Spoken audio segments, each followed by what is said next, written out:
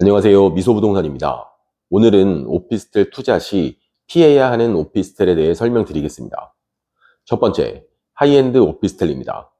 지난 부동산 폭등기에 강남 일대를 중심으로 하이엔드 오피스텔 분양이 유행처럼 번지기 시작했는데, 하이엔드 오피스텔은 강남 한복판이라는 입지 조건에 최고급 자재는 기본이고 호텔급 서비스도 제공하면서 고분양가 논란에도 불구하고 완판 행렬에 이어지기도 했습니다. 하지만 부동산 시장이 침체기에 접어들면서 미분양은 늘어나기 시작했고, 심지어 첫 삽도 뜨기 전에 사업이 무산되는 현장도 나오기 시작했는데요. 사실 이런 상황은 이미 예견된 결과라 할 수 있습니다. 이유를 정말 간단히 설명드리면, 하이엔드 오피스텔은 수요와 공급이 맞아떨어지질 않습니다. 오피스텔은 기본적으로 임대 수익용 부동산입니다. 예를 들어 20억에 분양한 오피스텔이라면 월세는 어느 정도 금액이 적정한 수준일까요? 임대 수익률 4%만 적용하더라도 1년에 8천만 원, 월 700만 원에 가까운 월세를 받아야 합니다. 하지만 아무리 강남 한복판이라 하더라도 1.5룸, 투룸에 불과한 오피스텔을 월 700만 원에 계약할 임차인을 구할 수 있을까요? 절대 쉽지 않습니다. 실제로 지난 몇 년 동안 분양한 하이엔드 오피스텔 대부분이 대출 이자에도 못 미치는 월세 시세를 형성하고 있는 게 현실입니다. 현재도 일부 지역에서는 하이엔드 오피스텔 분양이 이어지고 있는데 저라면 추천드리진 않습니다. 두 번째는 중대형 오피스텔입니다. 이건 논란도 많고 경우의 수도 많은 내용이지만 저는 특별한 케이스를 제외하고는 웬만해선 중대형 오피스텔은 추천드리진 않습니다.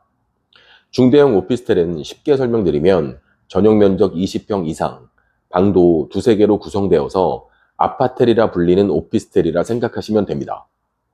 실제로 제가 컨설팅을 진행했던 손님과의 사례를 설명드리면, 손님은 이미 어떤 오피스텔을 매수할지 90% 이상 결정은 내리신 상황이었고, 저를 찾아온 건 본인의 판단이 맞는지 확인하기 위해서였는데요.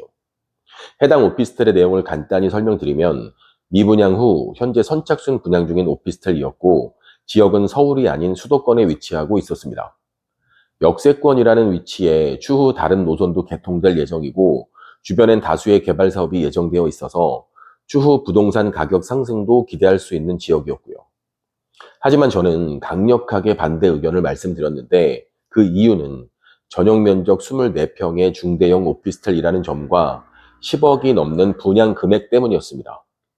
차라리 실거주라면 제가 그 정도로 반대하지는 않았을 텐데, 임대 수익이 목적이었기 때문에 이건 고민할 필요조차 없는 일이라는 걸 재차 설명드렸습니다. 제가 손님을 설득하기 위해 질문했던 내용이 몇 가지 있는데, 첫 번째 질문은 도대체 분양 사무실에서는 월세 금액을 어느 정도 받을 수 있다고 하던가요? 였습니다. 답변은 250만 원에서 300만 원이라 하셨고요. 주변 시세를 확인해 보니 비슷한 평형의 아파트 월세 시세는 200만 원이 채 되지 않았습니다. 그래서 다음 두 번째 질문은, 그럼 만약 사장님이 임차인이라면 50만 원에서 100만 원을 더 주고 아파트가 아닌 이 오피스텔을 계약하실 건가요? 였는데 대답을 못 하셨습니다. 세 번째 질문은, 이 오피스텔은 아파트를 대체하는 부동산이라 할 수 있는데 비슷한 평형의 주변 아파트 시세는 얼마인가요? 였고, 시세를 확인해 보니 7억에서 8억 정도였습니다. 마지막으로 네 번째 질문은, 그럼 이미 주변 아파트보다 2억 이상 비싸게 분양했고 시세 차익을 보려면 그 이상으로 오피스텔 가격이 올라야 하는데 사장님이 보시기에 이 오피스텔이 12억, 13억의 가치가 있어 보이나요? 라고 질문을 드렸고, 역시 대답하지 못하셨습니다. 오피스텔도 주거용 부동산의 한 축을 담당하는 게 맞습니다. 하지만 그건 적정 금액일 때 얘기입니다. 방금 말씀드린 오피스텔의 경우라면 반대로 아파트가 10억이고 오피스텔 분양가가 7, 8억이어야 메리트가 있는 겁니다. 쉽게 설명드려서 그 돈이면 아파트 사지 이런 생각이 드는 순간 그 오피스텔은 고민할 필요도 없습니다. 결과적으로 손님께서는 다행히 제 의견을 경청해 주셨고 서울 역세권의 소형 오피스텔 2개를 매수하고 현재 만족하시면서 월세를 받고 있습니다. 세 번째는 임차 수요가 한정된 오피스텔입니다. 지방에 위치한 오피스텔들이 이런 경우라 할 수 있는데요. 제게 질문하시는 내용 중에 주변에 대학교가 많아서 임차 수요는 괜찮다고 합니다. 큰 회사가 들어올 거라고 하는데 괜찮지 않을까요?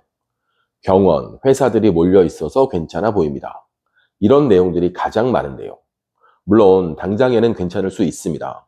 하지만 이렇게 임차 수요가 고정되어 있다는 건 임대 수익용 부동산에 있어서는 장점보다는 오히려 단점이라는 걸 알고 계셔야 합니다. 예를 들어 지방대학의 경우 통폐합이나 폐교되는 사례도 있고 큰 회사가 입점하거나 개발 사업이 예정되어 있는 것도 얼마든지 연기될 수 있습니다. 그리고 주변에 개발 사업이 많다는 건 그만큼 공급이 많아질 수도 있다는 얘기이고요. 병원, 회사들이 몰려 있다는 것도 변수가 많고 오히려 기숙사 시설이 잘 되어 있어서 오피스텔 수요가 부족한 지역도 있습니다. 따라서 저라면 임차 수요가 한정된 지역보다는 무조건 역세권 오피스텔을 매수할 겁니다. 그리고 오해하시면 안 되는 게 역세권 오피스텔이면 무조건 괜찮다가 아니라 일단 거기서부터 출발이라는 얘기입니다. 당연히 입지 조건, 금액, 수익률, 임차 수요 등 분석이 필요합니다. 오피스텔 투자를 부정적으로 말씀하시는 분들이 계시는데 제 경험상 그분들 중 대다수는 엉뚱한 오피스텔을 매수해 놓고 오피스텔 때문에 손해봤다고 말씀하시는 분들입니다.